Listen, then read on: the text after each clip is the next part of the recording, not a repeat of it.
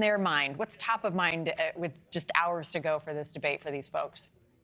Well, I think, Marnie, it's funny. It's a percentage situation for a lot of the voters that we spoke to, which plays into what Brooke was talking about in her report to some degree. For example, there are a lot of people here who still support the former president. To paraphrase what Ronna McDaniel said on our program yesterday, no matter what he's been accused of, no matter what he might be convicted of in the future, and they're not wavering in that support. For some of those people, we were talking to one gentleman earlier today, for example, they look at tonight's debate as a battle for second place, literally, in terms of who former President Trump might pick as his running mate next time around. That's one gentleman was saying, I'm going to watch the debate and see who looks like a vice presidential candidate.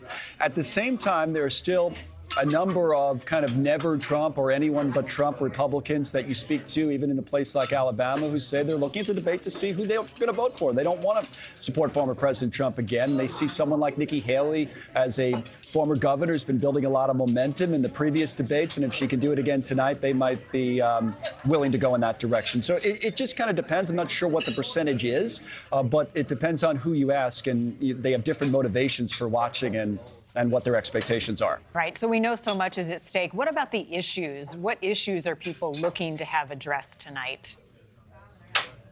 Well, we talked to a small business owner here in downtown Tuscaloosa who right away brought up inflation. By the numbers, as we know, the inflation situation in the country is improving, and we've seen that over the last number of months. To the point where the Federal Reserve may start cutting interest rates soon and all the rest. So that's one thing. If you own a small business, though, and you've been dealing with what's been happening economically in the country, you've been feeling the effect of rising prices for a long time. And according to this woman, you're still feeling it. So inflation has been a big one. We've heard it over and over again. In addition to that, these candidates have very different approaches on foreign policy, right? There's a big difference in how someone like Vivek Ramaswamy sees the world and how the United States should play in that world versus someone like Nikki Haley or even Ron DeSantis sees the world.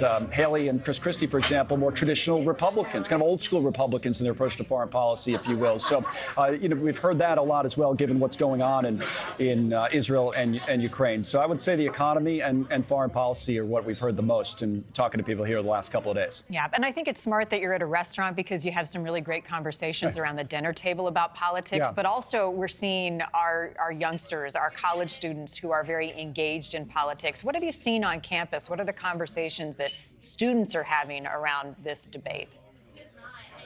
It's funny. I would say that they're probably more engaged than you would imagine. This is a Republican area, as you know, generally speaking, a Republican state. Alabama, college campuses, even no matter where they are in the country, are traditionally maybe more liberal than the area. But we've run into a lot of Republicans on campus at the University of Alabama, and they have brought up many of the same issues. I would say that some have also talked about immigration. Talked to a young man yesterday who thought that securing the border was the biggest issue. But I think the one thing that I have noticed, and it plays to your point and kind of plays against what we saw in some poll numbers that I think were out yesterday. These people seem engaged, the young people on a college campus. I know there's been some polling recently that showed that young people's engagement in politics has been going down a little bit, but we haven't seen it here. We've been running into people on the street, and they know the debate's going on. They're excited to watch it, and they seem to know the issues when you ask them about it, which is, I guess no matter what your politics are, a pretty good sign. It's a great sign, right? We want to engage voters. We want them to show up to the polls, and we want them to pay attention and know what's going on. Former President Trump, Connell, remains the elephant not in the room. What does he have planned instead tonight?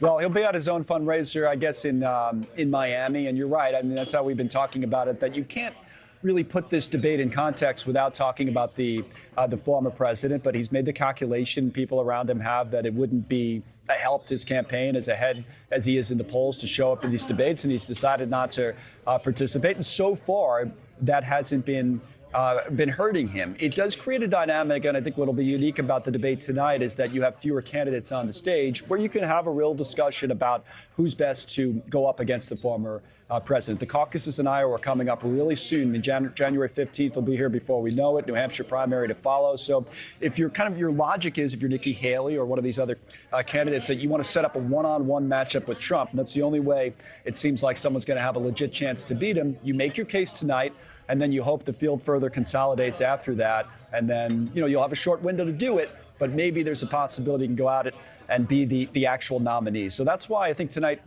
legitimately is a very important conversation to be had if there's going to be a competitive primary on the Republican side.